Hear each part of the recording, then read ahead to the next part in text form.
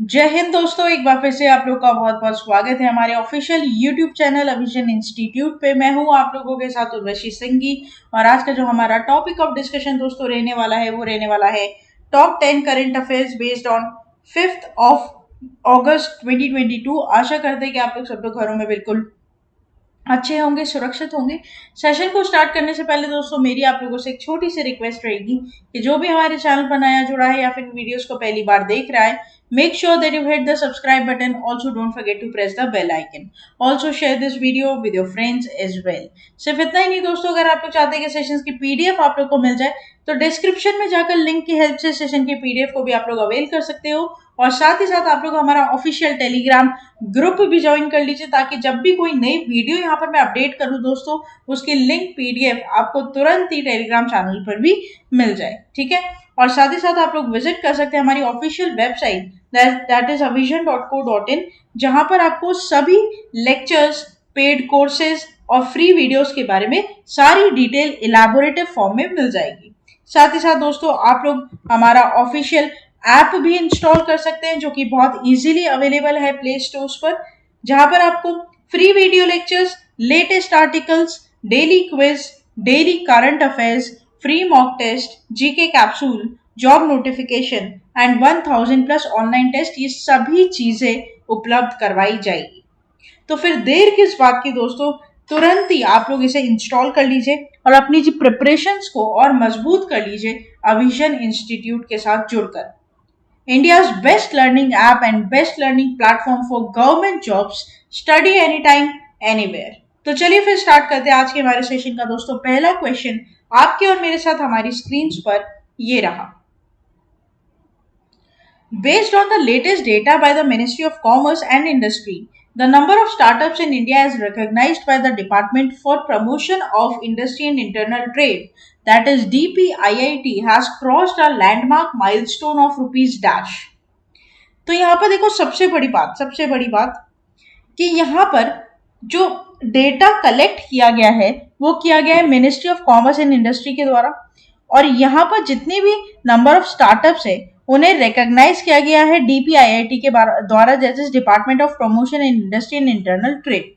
तो इन्होंने एक लैंडमार्क यहाँ पर क्रॉस किया है कि कितने स्टार्टअप्स यहाँ पर क्या हो गए दोस्तों, क्रॉस कर लिए हैं लैंडमार्क। तो यहाँ पर आपको जो ऑप्शन है वो है 75,000, 65,000, 80,000 और 92,000। The correct will B 75,000।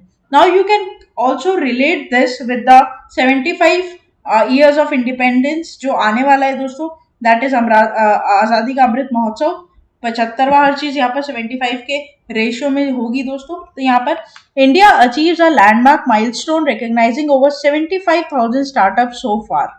अभी तक इंडिया में 75,000 स्टार्टअप्स हो चुके हैं दोस्तों।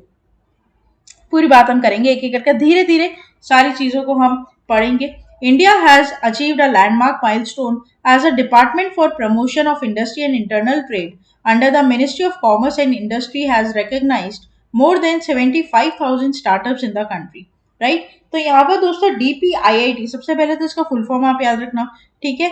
उसके बाद ये डेटा किसने निकाला है, that is your ministry of commerce and industries, ठीक है। यहाँ पर 75,000 स्टार्टअप सो फार चालू हो चुके हैं हमारे कंट्री में। This achievement has achieved in a period of just 6 years and also coincides in the 75 years of India. जैसे मैंने आपको बोला ना दोस्तों, 75 देखते हैं मेरे दिमाग में आजकल एक ही चीज आता है, that is 75 years of independence, आजादी का अमृत महोत्सव। तो उससे पक्का कोरिलेट करेंगे यहाँ पर, ठीक है।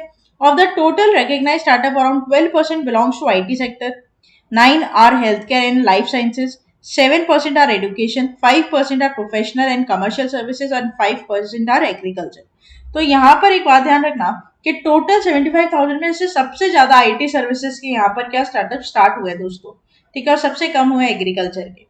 About 49% of startups are from tier 2 and tier 3, that is your जो tier 2 tier 3 cities होती है ना, उनमें सबसे ज्यादा स्टार्टअप्स यहाँ पर स्टार्ट हुए। मतलब मेट्रोपॉलिटन सिटीज आप नहीं बोल सकते, बल्कि टीयर 2 और टीयर 3 की सिटीज, ठीक है। तो ये ध्यान रखेंगे आप लोग। The vision of the new India was invasion by PM Modi during 15 August 2015 speech. ये जो विजन है ना दोस्तों, ये मोदी जी का विजन है जो उन्होंने अपना 2015 में जो 15 अगस्त पर जो स्पीच दी थी उसमें उन्होंने बोला था कि इंडिया को अब आगे बढ़ाने के लिए स्टार्टअप्स की बहुत जरूरत है, क्योंकि स्टार्टअप में क्या होता है ना दोस्तों, एफडीआई एफपीआई दोनों लेकर आते हैं बाहर से, जिसकी वजह से फॉरेन रिजर्व्स भी हमारे यहाँ पर बढ़ते हैं। और ये कहीं ना कहीं है ना, अपना खुद का एंटरप्रेन्योर होना, खुद का मालिक होना एक बहुत बड़ी बात है। आई बात समझ में? हम लोगों की मेंटालिटी कि हम पढ़ लिख कर नौकरी करेंगे, नहीं, पढ़ लिख कर बिजनेस करो और नौकरी इंप्लॉय करो, जनरेट करो। तो ये वाली चीज थिंकिंग यहाँ पर मोदी गवर्नमेंट बढ़ाना चाहता है बेसिकली।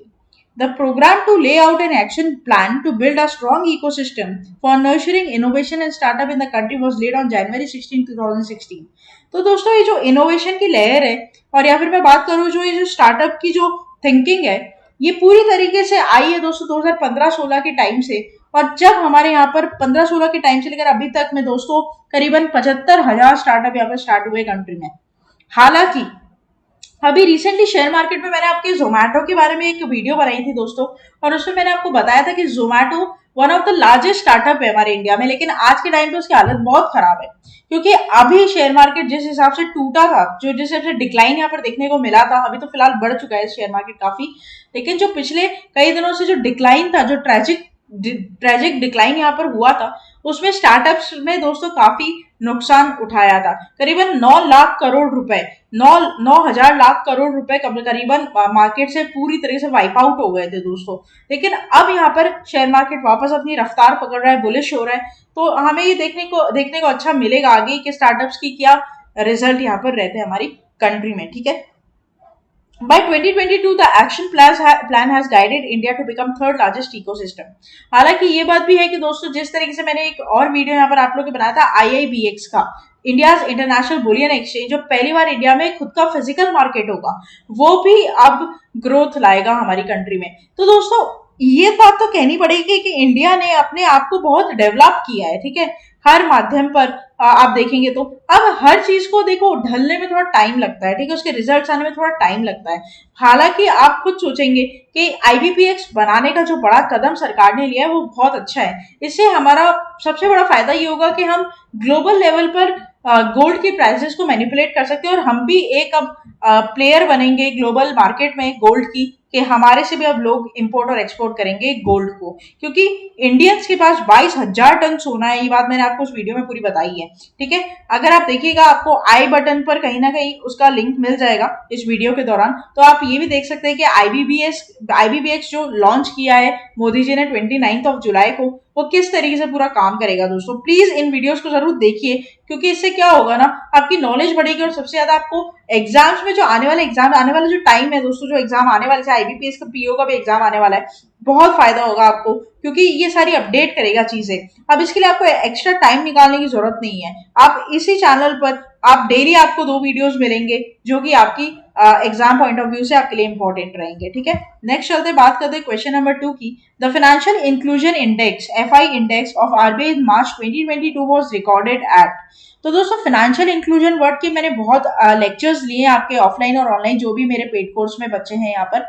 तो दोस्तों यहाँ पर आपको मैं बता दूं, फाइनेंशियल इंक्लूजन का मतलब होता है उस जगह से पैसा इकोनॉमी में लेकर आना जहां लोग बैंकिंग हैबिट्स को फॉलो नहीं करते। ठीक है, जैसे रूरल एरियाज में आज भी लोगों को बैंकिंग के बारे में कुछ पता नहीं है, उन्हें बैंकिंग एक्टिविटीज करनी आती नहीं है, वो चाहते हैं कि अपना पैसा अपने पास ही रखे, क्योंकि बैंक पर उनको भरोसा नहीं है, तो वो पैसा कभी भी सर्कुलेशन इकोनॉमी में आ ही नहीं पाता। तो इस तरीके से वहां पर पेमेंट बैंक्स खोले जाते हैं। ठीक है, छोटे छोटे बैंक्स खोले जाते हैं, या फिर कोऑपरेटिव बैंक्स खोले जाते हैं, रीजनल रूरल बैंक्स खोले जाते हैं, लोकल एरिया बैंक्स खोले जाते हैं, जिसकी वजह से क्या होता है ना कि उसमें उन बैंक्स का खर्चा कम होता है, तो वो लोग छोटे स्तर पर भी अपना काम कर सकते हैं, राइट, सरवाइव कर सकते हैं, जिससे उनको वहां के रूरल लोगों को बैंकिंग हैबिट्स पड़े, क्योंकि बैंक इंटरेस्ट देता है, आई बात समझ में, तो लोन भी देता है और कम इंटरेस्ट पर। यही आप कहीं जाएंगे और आप किसी जमींदार से लोन लेते हो तो वो बहुत सारा चार्ज करते हैं इंटरेस्ट उस हिसाब से। तो फाइनेंशियल इंक्लूजन का मतलब होता है वो पैसे जो बैंकिंग स्ट्रक्चर में नहीं आ रहे उसे लेकर आना। ठीक है, तो आरबीआई का यहाँ पर रिपोर्ट क्या है कि मार्च में कितना फाइनेंशियल इंक्लूजन इंडेक्स रिकॉर्ड हुआ है, तो करेक्ट ऑप्शन हो जाएगा 56.4%। इसकी पूरी बात हम यहाँ पर करेंगे दोस्तों। देखिए The Reserve Bank of India Financial Inclusion Index in March 2022 stood at 56.4%. The FI index in March 2021 was 53.9%. मतलब यहाँ पर बढ़ोतरी हुई है दोस्तों, ठीक है, तो ये एक अच्छी बात यहाँ पर रहेगी. In March 2022, the growth has been witnessed all across the parameters. कुछ पैरामीटर्स होते हैं जिनके ऊपर पूरा इंडेक्स बनता है दोस्तों, और यहाँ पर उन सभी पैरामीटर्स पर, ठीक है, हमें इंक्रीमेंट देखने को मिला है, तो ये एक बहुत अच्छी बात यहाँ पर रहेगी. अब ये आरबीआई का जो फाइनेंशियल इंडेक्स है वो है क्या, ये हम बात करेंगे पूरी. उससे पहले हम आरबीआई के बारे में कुछ जानेंगे दोस्तों. तो आरबीआई का एस्टेब्लिशमेंट कब हुआ था? आरबीआई का एस्टेब्लिशमेंट हुआ था 1 अप्रैल को 1935. आरबीआई का एक्ट कब बना था? तो आरबीआई का एक्ट बना था दोस्तों 1934 में, ठीक है. आरबीआई के बात करूं तो हेडक्वार्टर कहां पर हो जाता है दोस्तों, इसकी मैंने ट्रिक आपको बताई थी. Central bank of India, bank of India जहां होगा उसका हेडक्वार्टर कहाँ होगा? मुंबई में होगा. ये ट्रिक है. अगर आपने ट्रिक का वीडियो नहीं देखा है, चैनल पर जाकर देख लो, मिल जाएगा आप लोगों को. वहां पर मैंने सारी बैंक्स की ट्रिक आप लोगों को सिखाई है कि किस तरीके से टैगलाइन याद कर सकते हो और हेडक्वार्टर्स भी आप याद कर सकते हो, ठीक है. बहुत इजी ट्रिक्स है, वहां पर आपको बहुत फायदा होगा, ठीक है. तो RBI financial inclusion index. RBI introduce the financial inclusion index which is a measure of the extent of financial inclusion in India. FI index incorporates the inclusion details of banking, investment, insurance, postal and pension sections in India, sector in India, right? The value of FI index will range up to 0 to 100, where 0 denotes complete financial inclusion while 100 denotes full financial inclusion, right? तो यहाँ पर ये बात आपको ध्यान रखनी है कि 0 to 100 की रेंज रहती है. 0 to 100 का एक स्केल रहता है जहाँ पे 0 रहता है फाइनेंशियल एक्सक्लूजन, कोई भी फाइनेंशियल एक्टिविटी यहाँ पर नहीं हो रही है, और 100 मतलब फुल फाइनेंशियल एक्टिविटी यहाँ पर हो रही है. Parameter of FI index are namely assess usage and quality, with each of consisting the various dimensions which are computed based on the number of indicators. There are total 97 indicators, right? तो इतना depth में question आता नहीं है. पहली बात तो इतना डेप्थ में क्वेश्चन आता नहीं है, लेकिन आपके नॉलेज के लिए बहुत इंपॉर्टेंट है, ताकि कभी आ भी गया ना, मान लो पेपर टफ भी बन गया ना, तो तुम उसे क्रैक कर सको, तुम उसे एटलीस्ट उसको आप लोग कर सके, आपको कुछ उसके बारे में नॉलेज होता कि आप उसको ऑप्ट तो कर सको क्वेश्चन को, राइट? आप कोई भी एग्जाम दे रहे हो, आप डब्ल्यूबीसीएस का एग्जाम दे रहे हो, आप रेलवे का एग्जाम दे रहे हो, एसएससी का दे रहे हो, बैंक का दे रहे हो, एयरफोर्स का दे रहे हो, एलआईसी का दे रहे हो, कोई भी एग्जाम दे रहे हो, कोई भी कॉम्पिटेटिव एग्जाम दे रहे हो दोस्तों, current affairs is a must. And current affairs के लिए आपको इधर उधर और कहीं जाने की जरूरत नहीं है. आप हमारे चैनल को सब्सक्राइब कर लीजिए, ठीक है. इसकी पीडीएफ सब आपको मिल जाएगी दोस्तों आराम से, और पूरे अंडर वन रूफ हम आपको पूरी तैयारी कराएंगे ताकि अपने एम को आप बहुत इजीली अचीव कर पाए. नेक्स्ट चलते हैं क्वेश्चन नंबर 3 के ऊपर. Who is the new central vigilance commissioner of India? Deepak Kumar Chaudhary, Pratyush Sinha, Suresh N. Patil and PJ Thomas. Correct will be your Suresh N. Patil. तो यहाँ पर दोस्तों Suresh N Patil sworn in as central vigilance commissioner, ठीक है. तो CVC का यहाँ पर दोस्तों क्या बनाया गया है, इन्हें कमिश्नर बनाया गया है, किसको? सुरेश एन पाटिल को. ये एक अपॉइंटमेंट है और इस पर आपका क्वेश्चन बन सकता है. आप इनकी फोटो यहाँ पर देख पा रहे हो, ठीक है. President Draupadi Murmu has appointed Suresh N. Patil as Central Vigilance Commissioner of India with effect from August 3, 2022.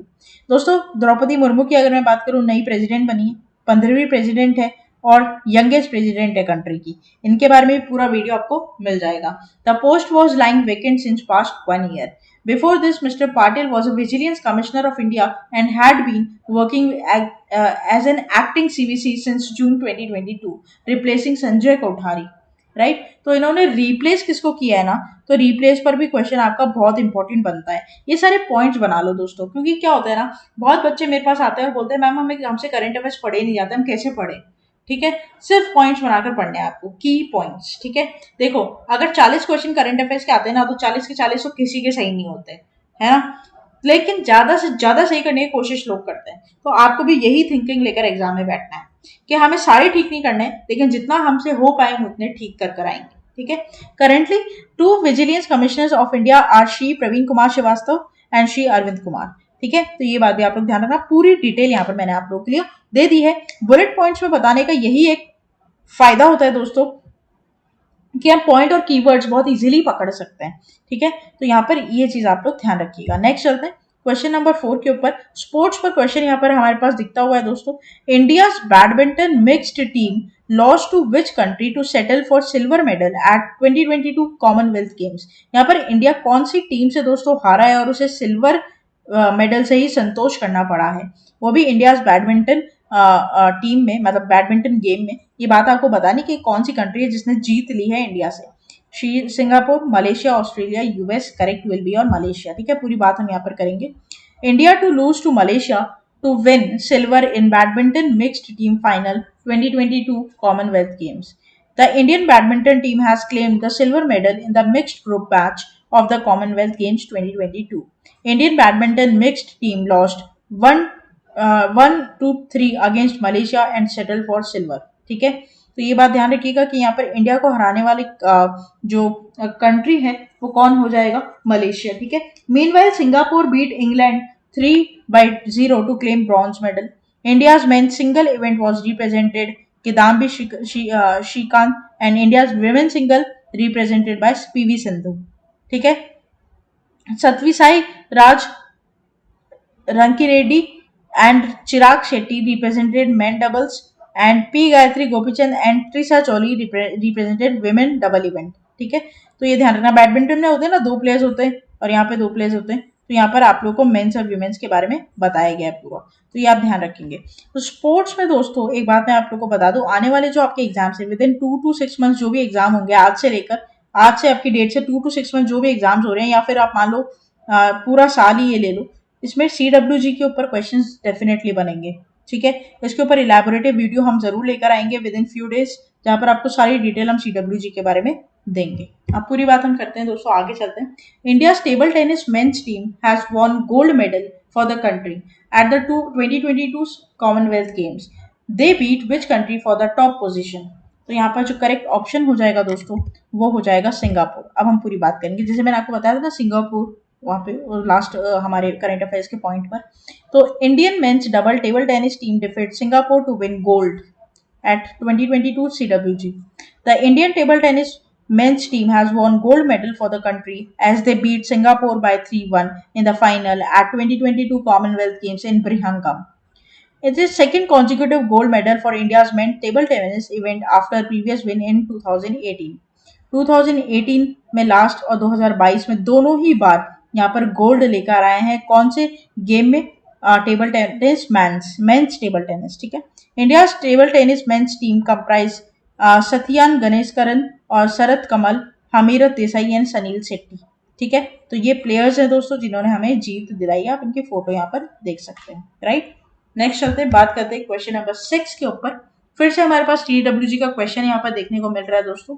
Sports in दिनों काफी क्वेश्चंस आपको दे सकता है एग्जाम में, तो प्लीज उसके ऊपर डेफिनेटली फोकस करिएगा, क्योंकि क्या होता है हम कुछ भी छोड़ना नहीं चाहते। ऐसा कोई पॉइंट नहीं हो जो हम छोड़ दें और बाद में हम रिग्रेट करें कि हमने क्यों नहीं पढ़ा और एग्जाम में आके। ठीक है, the Indian team of lawn bowls beat which country in the women's 4 events to win gold medal at the 2022 Commonwealth Games? Italy, Japan, Malaysia, South Africa. The correct will be South Africa, right? पूरी बात करते हैं। India's lawn bowls women's 4 teams wins gold at 2022 Birmingham Commonwealth Games. अब इनकी पहले तो photo देखेंगे यहाँ पर। The Indian team of lawn bowls has created historic moment at 2022 CWG Games in Birmingham. ठीक है, after they won gold medal in women's 4 events by beating South Africa by 17-10 in the finals. This is the first ever medal won by India in lawn bowls event at CWG. The women's 4 team comprised skipper Rupa Rani Tirkey, lovely Choubey, Pinky and Nayanmoni Saikia. ठीक है, तो 4 team member होते हैं एक team में, और यहाँ पर सारी जिन्होंने यहाँ पर गोल्ड हमें जिताया है इन सभी की बात नाम यहाँ पर मैंने आप लोग को बता दिए। With this, India has claimed overall 10 medals as so far and the 4th gold medal ongoing games. ठीक है, तो CWG में अभी तक हमने 10 मेडल जीते, जिसमें से हम चौथा गोल्ड यहाँ पर जीत चुके हैं। ठीक है, बाकी ब्रोंज और बाकी सिल्वर भी यहाँ पर आपको देखने को मिलेंगे। जब पूरा CWG खत्म हो जाएगा दोस्तों, उसके ऊपर एक इलैबोरेटिव वीडियो हम लेकर आएंगे कि इंडिया ने किस किस सेक्टर में गोल्ड जीता, सिल्वर जीता, ब्रॉन्ज जीता और टोटल ओवरऑल कितने मेडल जीते, और जितने भी मेडल्स है वो किन किन के द्वारा और किस किस गेम में जीते गए हैं, इसके ऊपर एक पूरी डिस्क्रिप्टिव वीडियो आप लोगों के साथ शेयर करेंगे, ताकि CWG के बारे में एक ही फाइल में आपकी सारी चीजें क्या आ जाए, इनकॉर्पोरेट हो जाए, और उसकी PDF आपको टेलीग्राम चैनल पर, वेबसाइट पर और डिस्क्रिप्शन में तीनों जगह दोस्तों मिल जाएगी।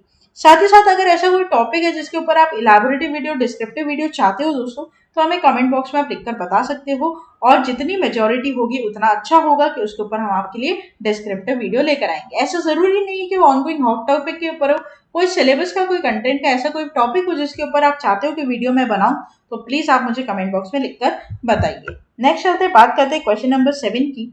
तो Indian weightlifter Vikas Thakur has won the silver medal in which category event at 2022 CWG? The correct option will be 96 kg। हम पूरी बात यहाँ पर करेंगे।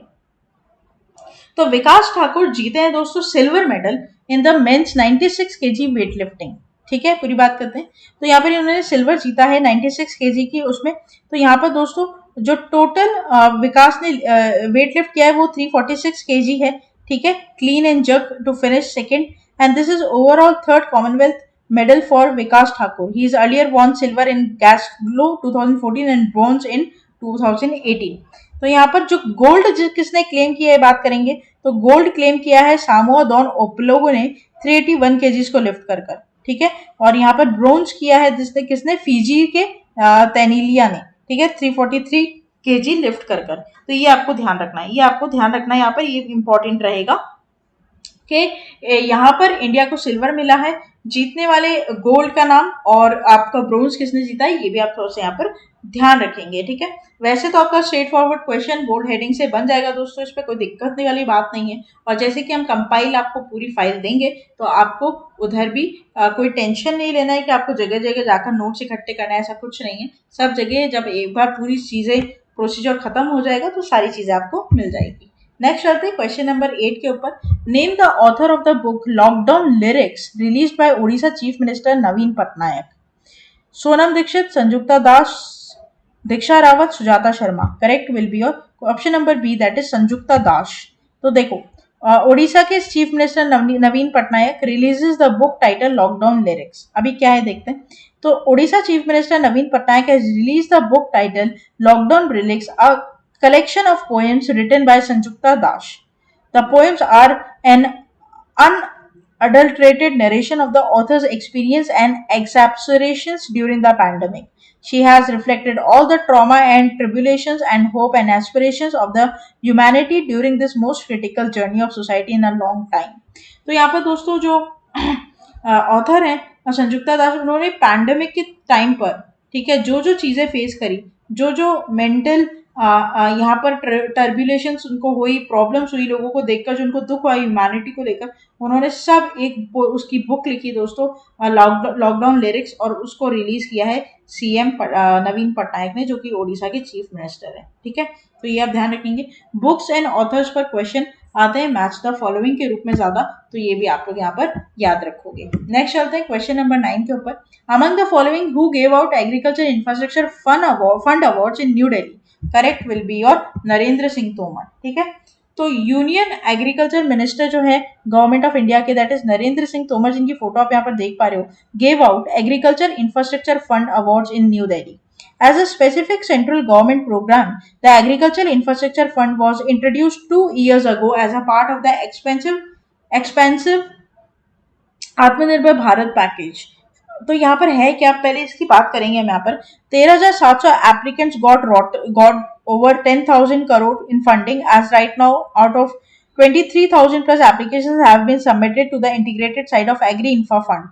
तो यहाँ पर हो क्या रहा है ना, बेसिकली सिंपल बात क्या, देखो मैं तुम्हें बताऊं, एग्रीकल्चर के ऊपर सरकार क्या दे रही है, फंड दे रही है।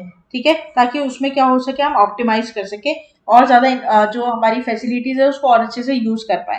तो ये पूरा पैकेज आत्मनिर्भर भारत पैकेज के अंडर ही है।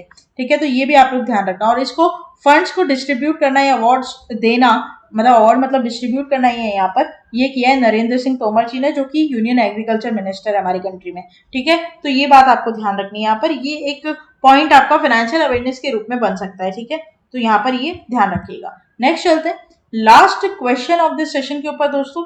New excise policy unveiled by which state और यूटी गवर्नमेंट। ठीक है, तो correct will be your Delhi government. Delhi government ने एक न्यू एक्साइज पॉलिसी यहाँ पर अनवेल की है, ठीक है, पर्दा हटाया उसके ऊपर से, हम देखते हैं कि क्या है ये। तो new excise policy 2021 is unveiled by Delhi government, ठीक है। The policy seems to provide a walk in experience of the customers at alcohol shop, promote micro breweries and also bars in hotels, restaurants and club to operate till 3 a.m. 3 बजे रात तक जितने भी pubs हैं, liquor shops हैं, bars हैं, hotels हैं, restaurants हैं, ये सब यहाँ पर एक्सपीरियंस कर सकते हैं कस्टमर्स, वॉक इन मतलब जाकर वहां पर एक्सपीरियंस कर सकते हैं, ठीक है। On 1st August, the excise policy 2020 was made public. Delhi ranks 28th city, which is most visited in the world and the first city in India by foreign visitors. The excise revenue is an important source of revenue for Delhi. The current system of excise regime in Delhi is highly complicated and the liquor trade is done in a very old-fashioned way.